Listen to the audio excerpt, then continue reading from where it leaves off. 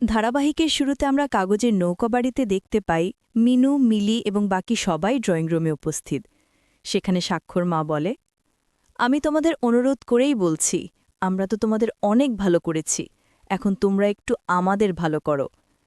মিনু বলে, বড় বৌদি, তুমি কি বলতে চাইছ? আমাকে কি করতে হবে সেটা বলো। পরক্ষণে মিলি বলে, মা কি বলতে চাইছে তুমি বুঝতে পারছ না? তোমাকে বলছি, তুমি কিন্তু এর মধ্যে ঢুকবে না। মিলির কথাটা শুনেই স্বাক্ষর মা বলে, বাহ, তুই তো না বলতেই সব কথা বুঝে গেছিস। মিলি বলে, আসলে আমরা ছোটবেলা থেকে তো ঘা খেয়ে বড় হয়েছি, তাই কে কোন কথা বলে আগে থেকেই বুঝতে পারি। তুমি তো ওদের দুজনের ডিভোর্সের কথাটাই বলছ। এখানে সত্যিই আমাদের কিছু করার নেই, কারণ ওরা দুজনেই প্রাপ্তবয়স্ক। ওরা যদি ডিভোর্স করাতে নাও যায়, তাতেও আমরা জোর করতে পারব না।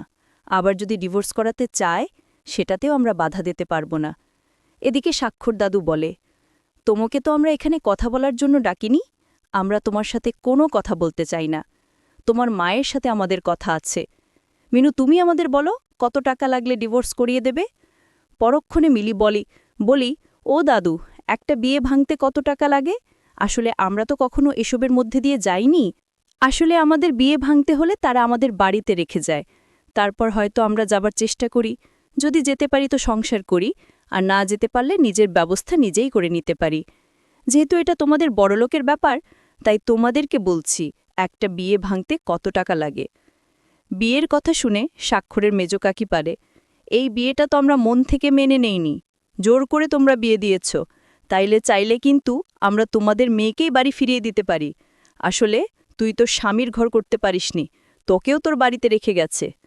পরক্ষণে মিনু বলে, মেজ বৌদি, তুমি এসব কথা আমার মেয়েকে কেন বলছ? একসময় তোমার কষ্টের কথাই আমরা বলতাম। মেজ দাদাবাবু তোমাকে কতটা কষ্ট দেয়, আর এসব কথা এখন আমার মেয়েকে বলছ? হ্যাঁ, তোমাদের সামনে হয়তো প্রকাশ করছে না, ভেতরে ভেতরে তো আমার মেয়েটা ঠিকই কষ্ট পাচ্ছে। তাছাড়া তোমরা যে ডিভোর্সের কথাটা বলছ, সত্যি আমাদের এখানে কিছু করার নেই। ওরা দুজনই এখন বড় হয়েছে, পূর্ব সিদ্ধান্তটা এখন ওদের, সেখানে আমরা কিচ্ছু বলতে বা করতে পারব না। কিছুক্ষণ পরে সেখানে সাক্ষ্য চলে আসে এবং মিনু মিলিকে দেখে বলে, কি ব্যাপার, আপনারা এখানে কেন? ঝিল কেমন আছে? মিলি বলে, যখন আমরা আসি তখন ওর গায়ে একটু জ্বর ছিল। জ্বরের কথা শুনি সাক্ষ্য বলে, এই জন্য আপনাদের বলেছিলাম ওকে একটু সাবধানে রাখতে, একটু যত্ন করতে। তাছাড়া আমি যে প্রেসক্রিপশন লিখে দিয়েছি, ওর মধ্যে জ্বরের ওষুধ লেখা নেই। তখন মিলি বলে, আসলে প্রেসক্রিপশনটা বোনের কাছে আছে, তাই আমরা দেখিনি। আরে না থাকলেও যাওয়ার পথে আমরা দোকান থেকে কিনে নিয়ে যাব, আপনাকে আমার বোনকে নিয়ে ভাবতে হবে না। পরের সিনে স্বাক্ষর মা বলে, আমার ছেলে এতটা খরচ করতে পারল, নার্সিংহোমে থেকে সমস্ত খরচ বহন করল, আর এখন সামান্য ওষুধটা দিতে কি সমস্যা? তাই যখন দিচ্ছে নিয়ে নাও। এরপর সাক্ষ্য ওষুধটা দেয় আর বলে ঝিলকে সময় মতো নার্সিংহোমে পাঠিয়ে দেবেন ঠিক 12:30টায়। পরবর্তীতে মিনু মিলি আর কিছু না বলেই চলে যায়। তখন সাক্ষ্য মনে মনে বলে, আসলে ওরা এখানে কেন এসেছিল? তাহলে কি আবার ডিভোর্সের বিষয় নিয়ে কথা বলছে? আপনাকে আদৌ অন্য বিষয় নিয়ে কথা বলছিল? বিষয়টা আমাকে খুলে দেখতে হবে। পরের পাটে আমরা দেখতে পাই ঝিল জ্বর নিয়ে বিছানায় শুয়েছিল।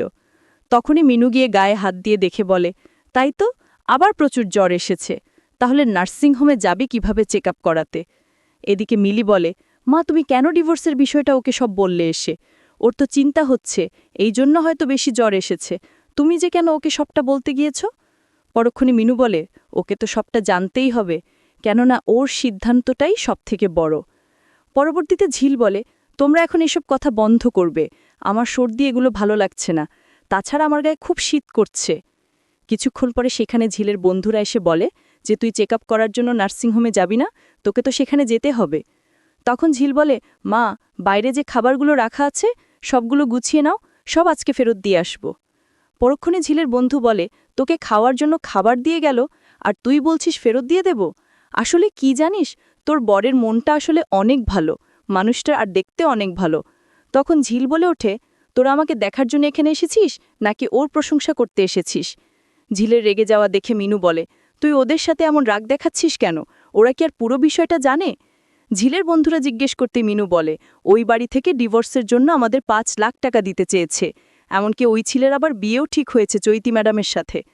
পরের সিনে ঝিল বলে, নার্সিংহোম থেকে আমাকে যে নিজের বউ বলে দাবি করছিল, এটা আসলে পুরোটাই মিথ্যে। আমি তো অপারেশন করতে চাইনি, তাই আমাকে কথাটা শুনিয়ে অপারেশনটা করিয়ে নিয়েছে। তাছাড়া এটাও মন থেকে কখনো বলেনি। আর বলবেই বা কেন? আমি কোথায় আর ও কোথায়? আমি সামান্য বস্তির মেয়ে, আর ও কত বড় বাড়ির ছেলে। মা, তুমি বুকে হাত দিয়ে সত্যি বলো তো, ওর সাথে আমাকে সত্যিই মানায়? আমি অশিক্ষিত, লেখাপড়া জানি না, বস্তিতে থাকি, যেখানে সেখানে ঘুরে বেড়াই। ওর সাথে আমাকে কখনো মানাবে না। চৈতি ম্যাডামের মতো মেয়েই তো একজন ওনার পাশে দরকার। তো বন্ধুরা, এই ছিল আজকের পর্ব। পরবর্তী নাটকের আপডেটগুলো দেখতে আমাদের চ্যানেলটি এক্ষুনি সাবস্ক্রাইব করে পাশে থাকুন। ধন্যবাদ।